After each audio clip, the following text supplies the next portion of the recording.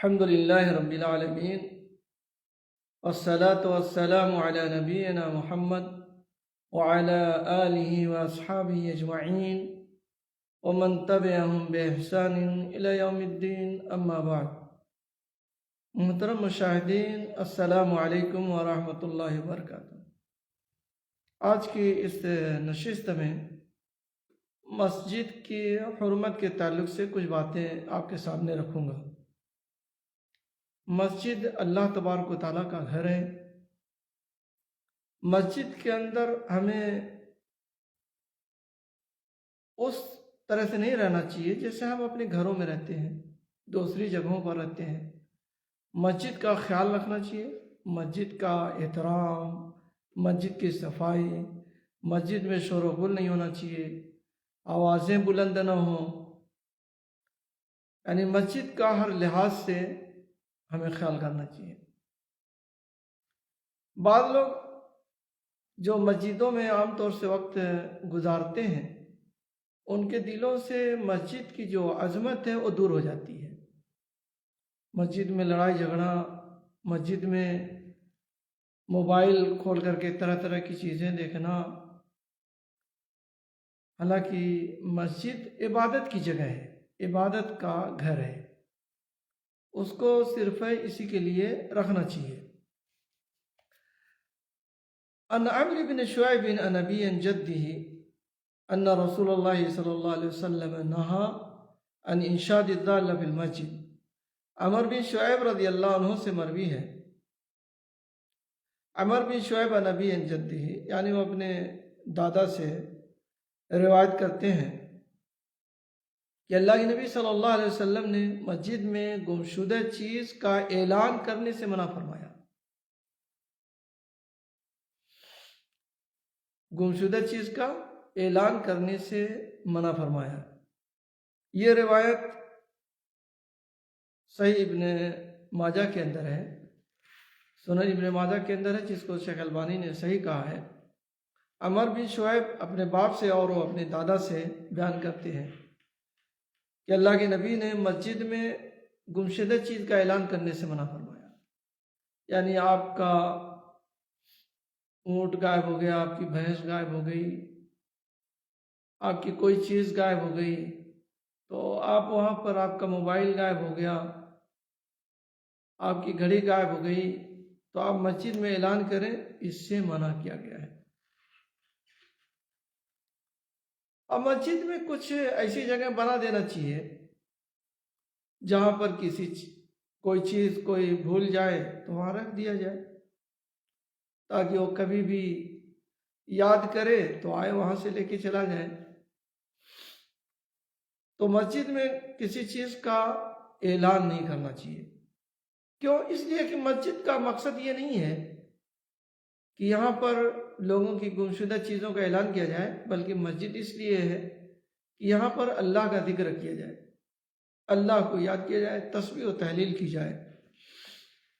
بلکہ اس سلسلے میں ایک حدیث ہے کہ اگر کوئی آدمی مسجد میں اعلان کرے اور کوئی سنے تو کہے لا ردہ اللہ علیہ فإن المساجد لم تبن لہذا، اللہ کرے وہ چیز تمہیں واپس نہ ملے،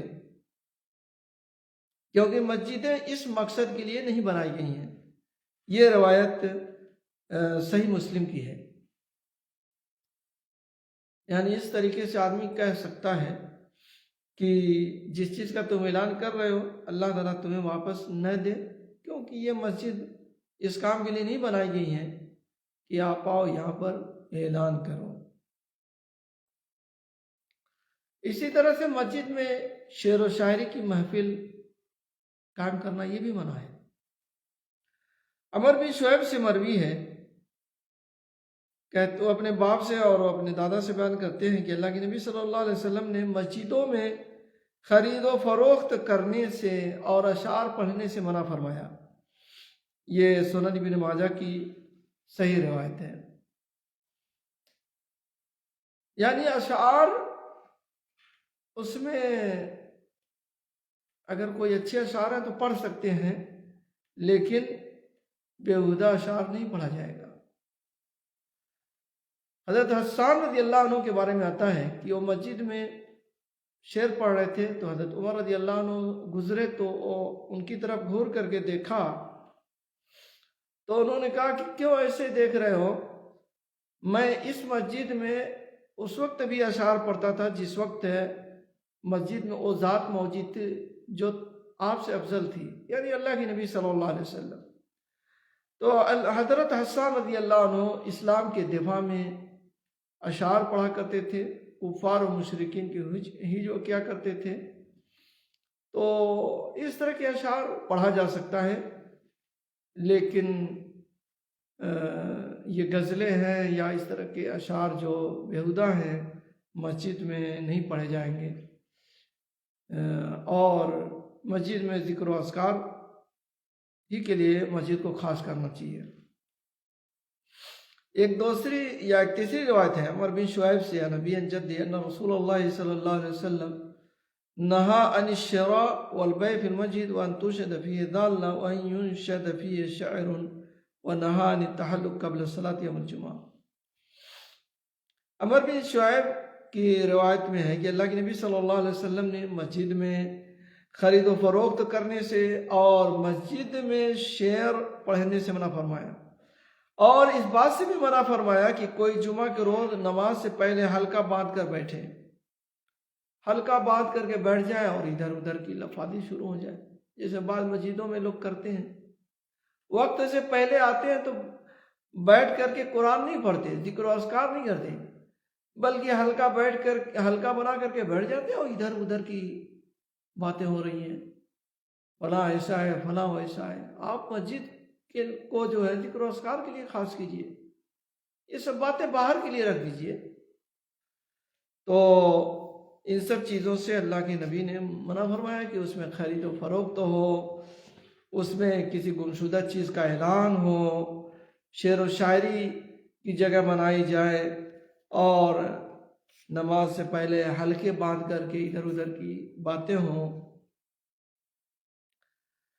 ایک چوتھی یا پانچویں چیز عمر بن شعیب ہی سے روایت ہے کہ اللہ کے نبی صلی اللہ علیہ وسلم نے منع فرمایا ان جلد الحد فی المساجد، یعنی مسجد میں حد لگانے سے منع فرمایا ہے۔ مسجد میں حد نہیں لگایا جائے گا۔ کسی نے چوری کیا ہے تو اس کو مسجد میں نافذ نہیں کیا جائے گا، کسی نے زنا کیا ہے تو مسجد میں جو ہے ایسا نہیں کیا جائے گا، اس لیے کہ مسجد میں حد جاری کریں گے، وہ چیخے گا، چلائے گا، مسجد میں آواز بلند نہیں کرنا ہے، اور ہو سکتا ہے کہ خون کی وجہ سے مسجد ناپاک ہو، گندگی پھیلے، اس لیے مسجد میں ان سب چیزوں کو نہیں کیا جائے گا۔ یہ روایت سنن ابن ماجہ کی روایت ہے اور شیخ البانی نے اس کو حسن کہا ہے۔ اور ایک دوسری روایت ہے صحیح ابو داؤد کی، لا تقام الحدود فی المساجد ولا یستقاد فیہا، مساجد میں نہ حدود قائم کیے جائیں اور نہ ہی قصاص لیا جائے۔ مساجد میں نہ حدود قائم کیے جائیں اور نہ ہی قصاص لیا جائے۔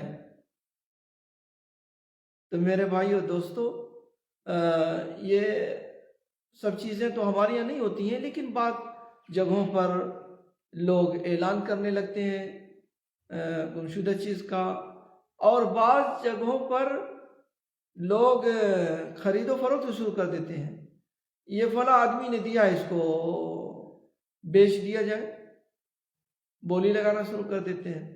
تو یہ سب چیزیں مسجد کے باہر ہونا چاہیے، مسجد کے اندر نہیں ہونا چاہیے۔ اسی طرح سے ایک مسئلہ یہ بھی ہے کہ مسجد کے اندر ہم لہسن پیاز کھا کر کے نہ آئیں۔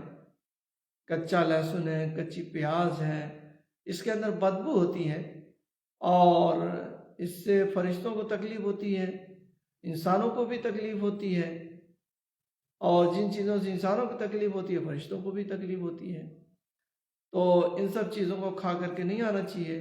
یا اسی طرح کی چیز کچھ مولی وغیرہ بھی ہے، کافی اس میں بو ہوتی ہے ڈکار وغیرہ آنے پر، تو مولی کھانے کے بعد میٹھا وغیرہ آدمی کھا لے تو کہا جاتا ہے کہ اس سے ڈکار وغیرہ نہیں آتی ہے، تو آدمی کو بچنا چاہیے ایسی کوئی چیز کھا کر کے نہ آئے جس سے بدبو پھیلے، لوگوں کو تکلیف ہو، لوگوں کو پریشانی ہو۔ اسی طرح سے بیڑی سگریٹ بھی ہے، لیکن اب کیا کیجیے گا، بعض جگہوں پر تو دیکھا کہ امام صاحب ہی بیڑی پیتے ہیں، سگریٹ پی رہے ہیں اور مسجد میں آ رہے ہیں، اور جو لوگ اس کے عادی نہیں ہیں، پیتے نہیں ہیں، وہ لوگ اس سے کافی تکلیف محسوس کرتے ہیں، خاص طور سے جب وہ سجدے وغیرہ میں جاتے ہیں، قریب پڑ جاتے ہیں تو کافی بدبو آتی ہے۔ اس لیے ایک مسلمان کو ان سب چیزوں کو تو بالکل ایسے ہی چھوڑ دینا چاہیے۔ بیڑی سگریٹ نشے والی چیز ہے، اور اگر کوئی استعمال کرتا ہے تو اچھے سے پیسٹ وغیرہ سے، مسواک وغیرہ سے دانت صاف کر کے آئے، تاکہ لوگوں کو اس کی بدبو لوگوں تک نہ پہنچے۔ تو کہنے کا مطلب میرے بھائی اور دوستوں یہ ہے کہ مسجدوں کو ہم پاک و صاف رکھیں، اور جن چیزوں سے اللہ کے نبی نے منع کیا ان چیزوں سے رک جائے، وہاں ان چیزوں کو نہ کریں۔ ان سب چیزوں کا ہمیں دھیان دینے کی ضرورت ہے۔ اللہ تعالیٰ سے دعا ہے کہ اللہ تعالیٰ ہمیں کہنے سننے سے زیادہ عمل کی توفیق عطا فرمائے، آمین۔ وآخر دعوانا الحمد للہ رب العالمین، وصلی اللہ علی نبینا محمد وعلی آلہ واصحابہ اجمعین۔